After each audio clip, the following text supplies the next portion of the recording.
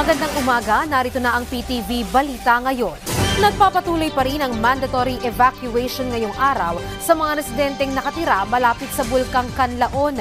Ito'y matapos ipag-utos kagabi ng Office of the Civil Defense na kailangan ng sapilitang ilikas ang nasa 2,000 residente na sakop ng 6-kilometer danger zone o mga mula sa La Catellana, San Carlos City at La Carlota City sa Negros Occidental at may ilan ding mula sa Canlaon City sa Negros Oriental. Layo nitong maiwasan ang anumang sakuna sakaling muling magkaroon ng eruption ang bulkan. Sa ngayon naman, ayon sa Department of Social Welfare and Development, may 2 billion silang standby funds na nakalaan para sa mga maaapektuhang pamilya ng pag-aalboroto ng bulkan.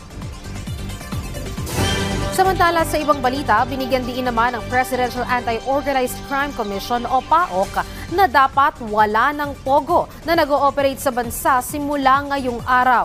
Ayon kay Undersecretary Gilbert Cruz, simula kasi December 15, wala ng bisa ang lisensya ng mga pogo na nag-ooperate sa bansa.